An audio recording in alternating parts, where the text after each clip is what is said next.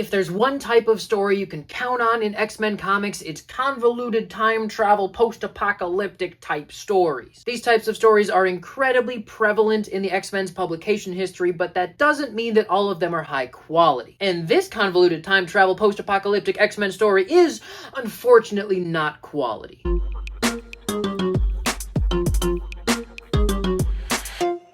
Howdy, I'm Kurt Williams, and today we're looking at Giant Size X-Men number 1, I guess volume 2, by Jackson Lanzing, Collin Kelly, and Adam Kubert. Now look, I'm not just gonna shut this down because it's rewriting some X-Men history and it features a brand new character that maybe I don't identify with all that much. I'm okay with rewriting X-Men history sometimes, and I don't mind Kamala Khan. What I do mind is bad writing and bad art. I've seen a lot of people complaining about the rewriting of this specific story, and that is a valid complaint because this is the origin of everything that makes X-Men so cool. And I can certainly see how it looks like you're just taking this sweet, sweet jar of honey and putting your little dirty finger in there and mixing it up just to get some money out of it. But the X-Men have always been going back and forth and messing with their history, and they brought the original 5 into the future a while ago, and that was fine, I guess. And it's not like nobody has ever messed with the Giant Size X-Men 1 storyline before. X-Men Deadly Genesis may seem a little bit gimmicky, and the ramifications of it maybe didn't last more than a few years, but it is a relatively tasteful, well-written addition to the Krakoa history. So it can be done. We can add new characters to this sacred story and still maintain the integrity of the story and even make it better. But as this comic proved,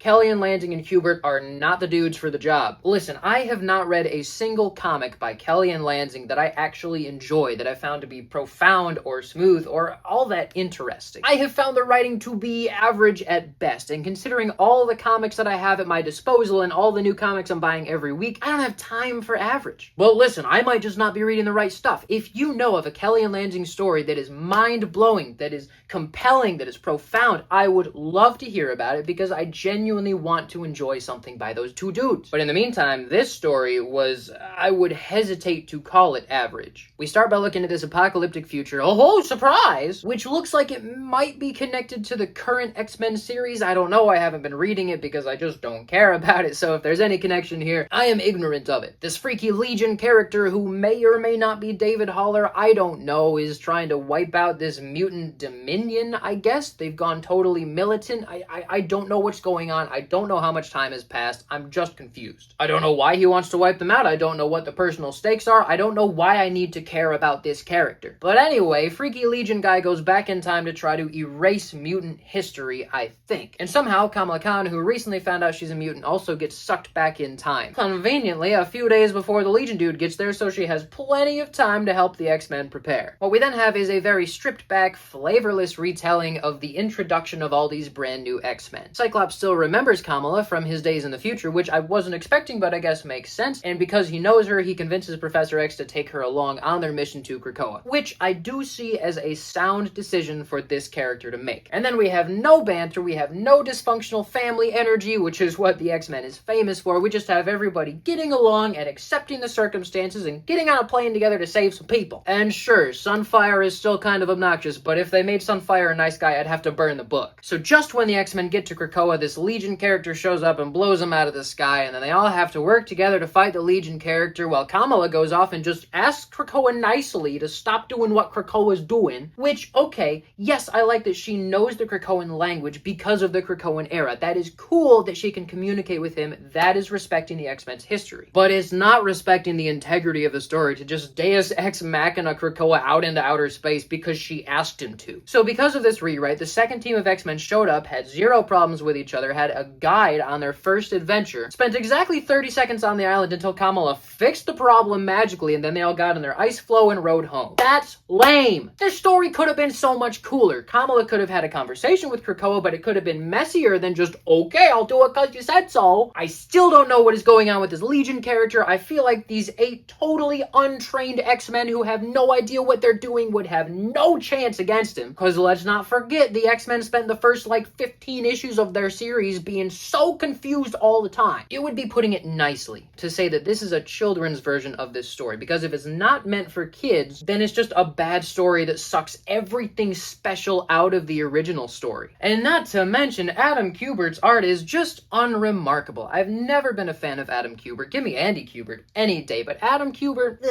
I think his panels have no sense of drama or depth. The detail is tolerable at best. The poses and the faces are not compelling, they're just kind of meat puppets at weird angles. I know he's a legend, he's one of the most famous Marvel artists of all time. I don't care, I don't think it's very good. He and John Romita Jr. can just fly away into space with Krakoa for all I care. They can come back in 60 years. The saving grace, the highest quality piece of this comic is the coloring by Laura Martin, which is surprising to no one because she's amazing. If anybody can save bad art, it's Laura Martin, because her colors will make anybody's art pop and feel fleshed out. I think that without Martin's work on the colors here, it would have just been a disaster. So the best case scenario here is that A, this is a gimmick that we'll all forget about and it won't matter anyway, or B, everybody's gonna have their memories wiped at the end of it and everything's gonna get put back the way it was. Because yeah, this story is too sacred to just throw a couple of random writers who don't know what they're doing on it and put a random artist who cannot convey any depth or gravity of the situation. In short, I think this was a mistake. And honestly, I'm not sure who they're trying to please. If there are people out there, like genuinely, I'm asking, if there are people out there who really like this kind of thing where we just shove a character into the X-Men's history, and it may be because they're seeing someone closer to their identity being put into the history of the X-Men, they can feel a closer connection to it so they can enjoy the X-Men better. You know, if there are people who are having that experience with comics like this, then that's a good thing, and I would really like to know who those people are. Because we should have representation in comics. We should have comics be more accessible to more people. Comics are supposed to be relatable, so we should be able to relate